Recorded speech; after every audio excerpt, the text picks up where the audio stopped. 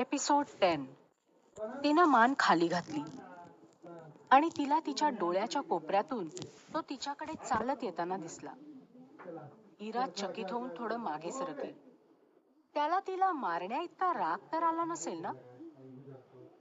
तिच्या डोक्यात असा विचार येताच त्यानं अचानक वरती बघितलं आणि तिच्याकडे नजरही न टाकता तिच्या शेजारून फिल्मिंग सेटकडे चालत गेला. तिनं सुटकेचा निश्वास सोडला आणि चटकन त्याच्या मागोमाग सेटवर गेली. फिल्मिंग सेटवर सावळा गोंधळ चालू होता. तनिष पुन्हा एकदा गाडीत बसून सीनची तयारी करू लागला. इराच्या हातात फक्त बाजूला उभं राहून वाट बघणं होतं. अपर्णा सुद्धा एका बाजूला उभी होती. जेव्हा काही वेळापूर्वी काय झालं ते तिला आठवलं तेव्हा तिला स्वतःचीच लाज वाटली. जरी क्रू मधले सगळे आता कामात असले तरी तिला ते अजूनही तिच्यावर हसतायत असं वाटत होतं. अपर्णानं एक लांब श्वास घेतला. अचानक त्या गर्दीत उभी असलेली इरा दिसली.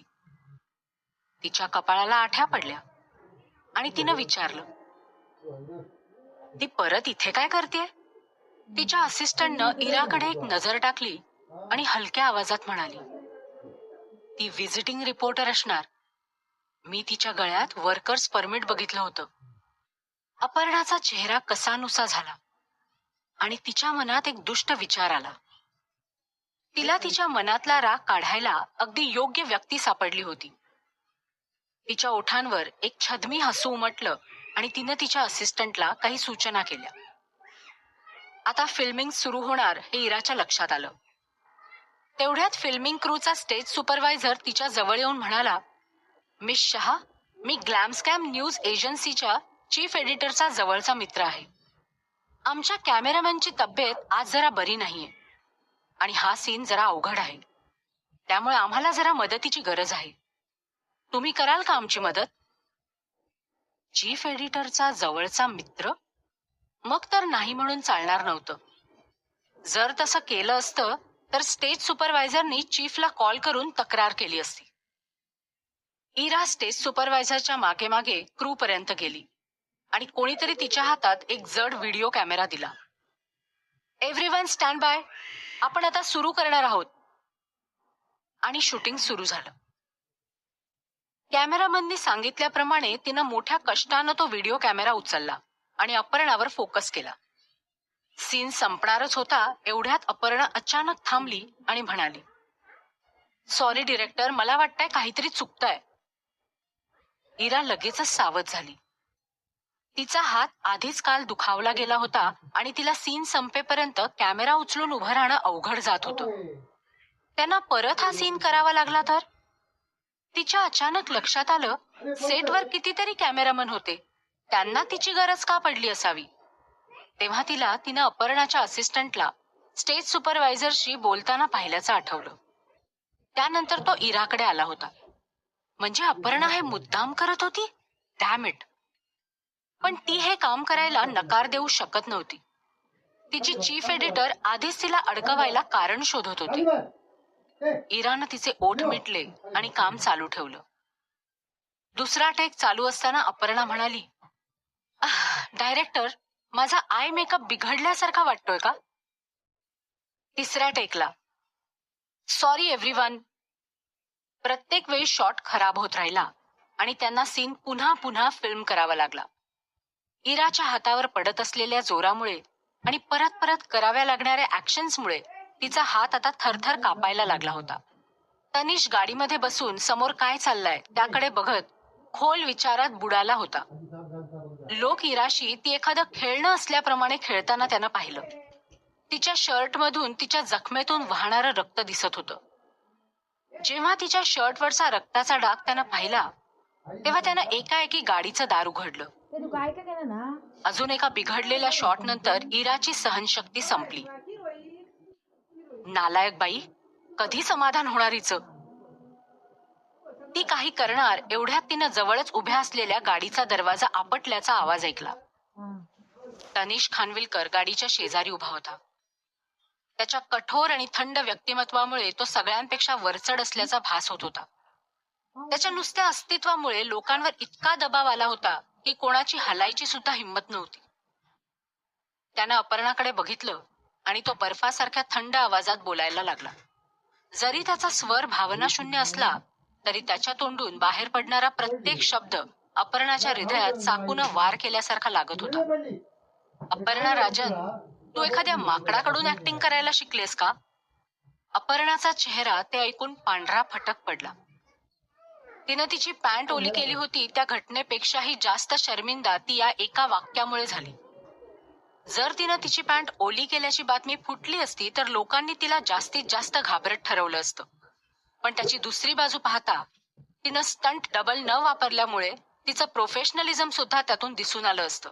पण आता तनिष्क खानविलकर कडून तिच्या ऍक्टिंगची बेइज्जती झाल्यावर तिचं इंडस्ट्रीमधलं नावच पूर्णपणे बर्बाद होणार होतं. तिला तिच्या भविष्यात एक काळोख दिसत होता. त्या ठिकाणी कोणीच काहीही बोलत नव्हतं. शेवटी डायरेक्टर वाद शांत करायला मध्ये पडला. अरे, एवढं परफेक्शनिस्ट बनायची गरज नाही. ते तर त्याचं बोलणं पूर्ण होण्याआधीच तनिष त्याच्या जागेवरून हलला. तो आधी गाडीच्या बाजूला उभा होता, पण आता तो डायरेक्टरच्या दिशेने चालायला लागला. त्यानं त्याची स्क्रिप्ट डायरेक्टर समोर जोरात आदळली आणि म्हणाला, सॉरी, माझ्याकडे जास्त वेळ नाहीये. त्यानं त्याच्या घड्याळाकडे पाहिलं आणि पुढे जोडलं, मला एका ठिकाणी जायचं आहे, मी आता इथून निघतो. त्याचं बोलून झाल्यावर तो मागे वळला आणि मोठी मोठी पावलं टाकत निघून गेला. त्याच्या अशा वागण्यानं सगळेच काही सेकंद चकित झाले. आता मात्र डायरेक्टर घाबरला.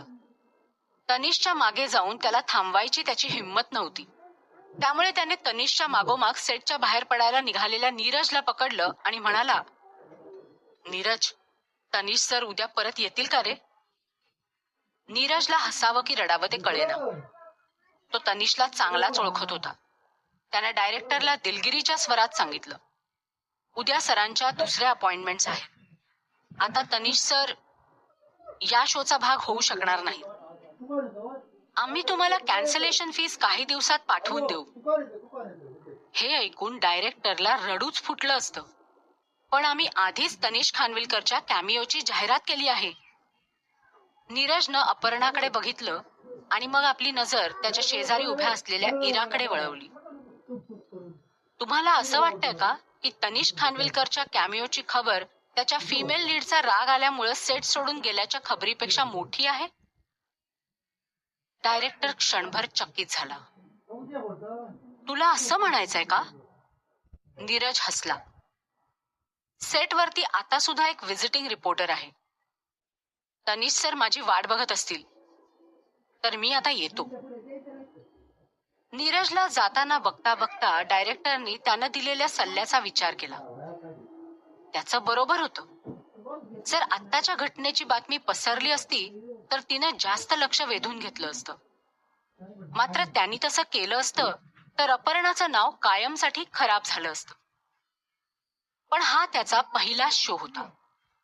त्याला कोणत्याही गोष्टीचा वापर करून लक्ष वेधून घेणं भाग होतं, मग ती निगेटिव्ह का असेना. त्यानं त्याच्या मनाशी निर्णय पक्का केल्यावर त्यानं अचानक वर बघितलं आणि विचारलं, मी असं ऐकलं की सेटवरती आज एक व्हिजिटिंग रिपोर्टर आलीये. कुठे आहे ती? रिपोर्टमध्ये फिल्मिंग क्रू बद्दल चांगलं लिहून सगळे निगेटिव्ह भाग अपर्णावर फोकस करणं आवश्यक होतं. त्यामुळे आता त्याला फक्त त्या रिपोर्टरला यासाठी पटवायचं होतं. हा प्रश्न ऐकून स्टेज सुपरवायझरला क्षणभर आश्चर्य वाटलं. तो इराकडे बोट दाखवून म्हणाला, ती पहा, तिथे उभी आहे. जेव्हा डायरेक्टरनं इराला पाहिलं आणि त्याला अपर्णा कसं वागली होती हे आठवलं तेव्हा त्याला लगेचच परिस्थितीचा अंदाज आला. त्यानं चिडून स्टेज सुपरवायझरच्या डोक्यावर टपली मारली. तुला जरा तरी अक्कल आहे का? स्टार्स रिपोर्टर्सना त्रास देतायत आणि तू बघत बसलायस? आपलं मरण ओढवून घ्यायचंय का तुला? पटकन रिपोर्टर शहाला इकडे घेऊन ये. तो जड व्हिडिओ कॅमेरा घेऊन उभ्या असलेल्या इराची नजर तनिषच्या दूर जाणाऱ्या पाठमोऱ्या आकृतीवर खिळून राहिली. त्याला एवढा राग तिच्यासाठी आलेला? तिला खूप कृतज्ञ वाटलं आणि तिच्या ओठांवर आपोआप एक हसू उमटलं. तनिष वाटतो तेवढा वाईट नव्हता. ती विचारात गढलेली असताना तिला स्टेज सुपरवायझर तिच्याकडे चालत येताना दिसला.